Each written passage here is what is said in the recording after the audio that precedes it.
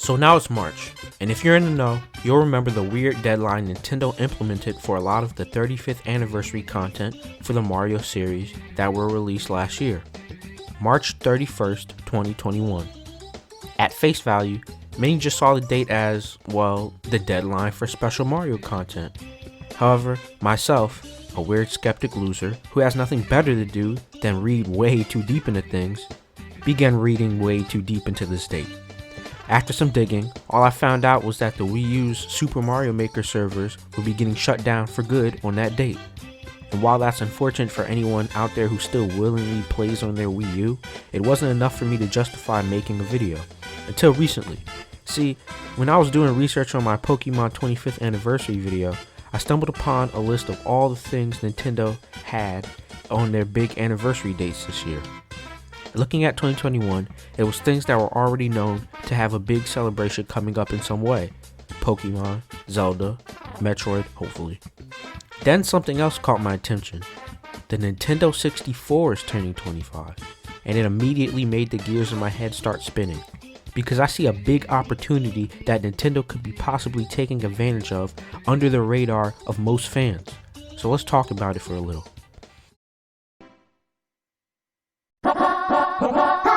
Let's go! One of the high notes during the Wii and Wii U era was the Virtual Console. Virtual Console being a line of titles that allowed players to download direct ports on emulation of select cuts from Nintendo consoles throughout history. However, the best part was that it wasn't only limited to Nintendo consoles. Sega Genesis, Sega Master System, Neo Geo, and TurboGrafx-16 games were also available through Virtual Console. Heck, even Commodore 64 games were on the market in the Wii Shop days. At the turn of the century, Nintendo was clear on how emulation was becoming an issue for companies' pockets, and in Nintendo fashion, they wanted to help curb the amount of players turning to emulation to play their favorite games from the previous generations. Virtual Console was their solution. The amount of classic games that would eventually become available across the Wii, the Wii U, and the 3DS were astounding.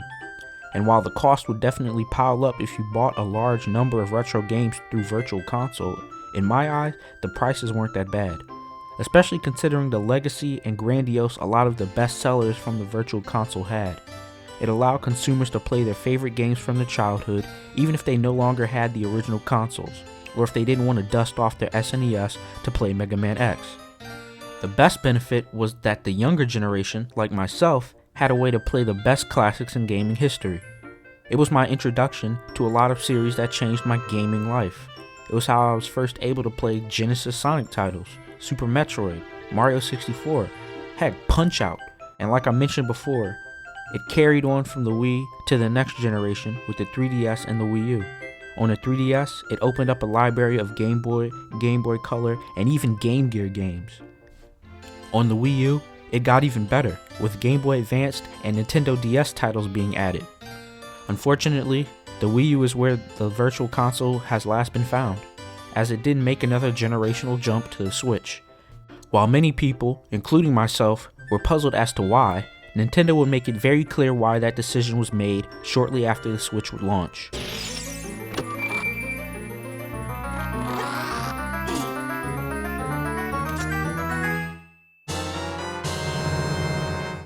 Nintendo was quick to cite licensing issues as to why the Virtual Console wasn't coming along to the Switch, and while that was a plausible factor, at least 70% of the games in the library were Nintendo's own IPs.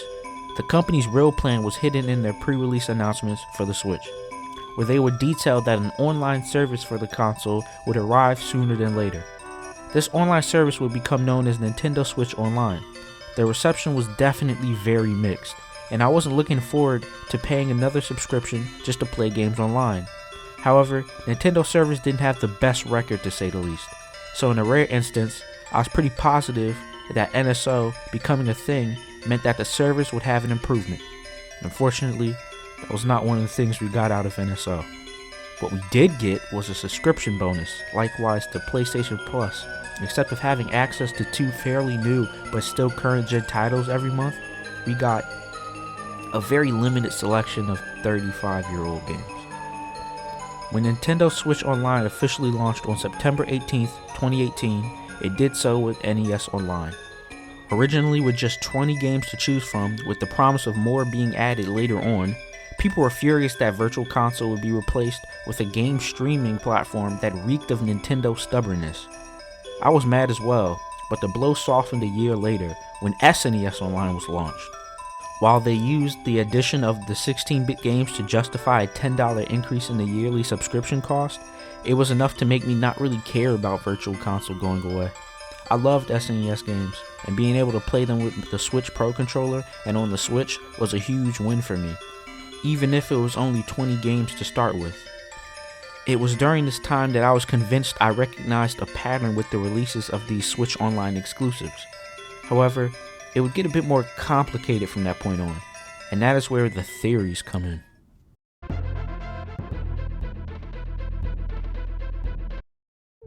NES Online arrived in September 2018.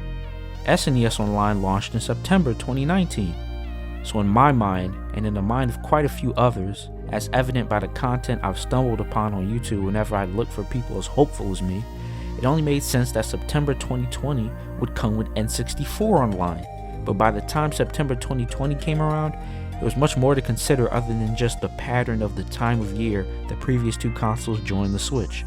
There was a pandemic, and lots of games and deadlines were pushed back. So nearing that point in time, I had lost some hope in my dream to play 64-bit on the Switch. Then Super Mario's 35th anniversary kicked off, and along with it would be one of the biggest pieces of evidence that would go on to keep the N64 Online rumors alive: Super Mario 3D All-Stars. While the title itself isn't anything but just a lazy port of 3D Mario titles that defined the plumber's entrance into the third dimension of gaming, it was what the people found inside the game that caused speculation to rise. See, in the collection, Super Mario 64 runs on a special emulator that allows parts of the games to run aesthetically smoother on the Switch without them having to put in the actual effort to remake or remaster the game. And in this emulator's files, leftover lines of code were discovered hinting at Kirby 64, Mario Golf, Mario Tennis, Paper Mario, Pokemon Snap, and even Perfect Dark. This could be huge, because it could suggest that Switch playable versions of those games are real and possible. The biggest factor holding back the N64 Online rumors from momentum at the time was the fact that there were seemingly some technical barriers that prevented 64 titles from functioning on the console. Seeing those simple words in the scraps of code re-sparked my passion for this to come to light, even if it was just leftover Wii U Virtual Console strings. It was something to work with. Now all I needed was an opening, which brings us to the present day.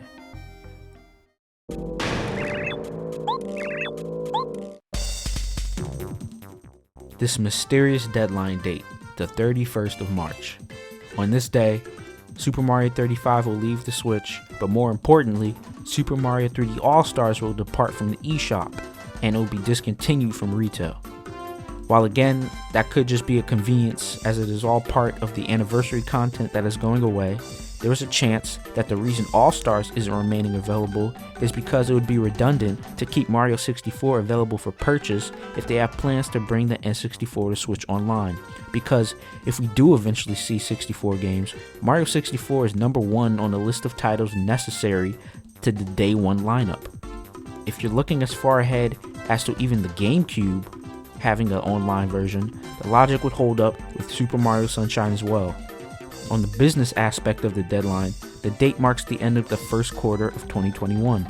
Most companies operate their product and deadlines by splitting the calendar year into 4 3-month blocks. Quarter 2 arrives in April.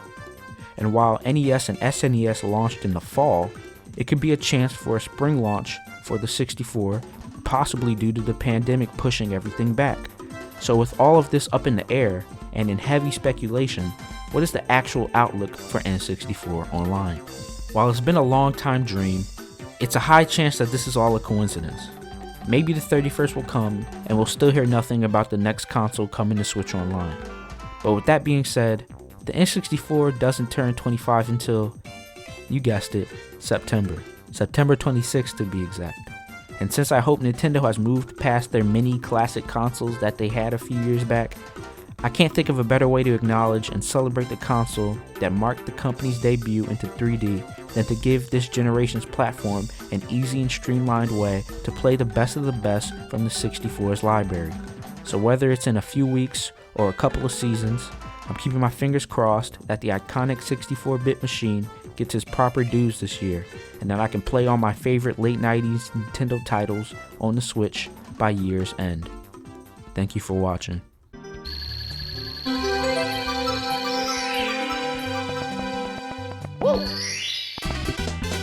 Here we go!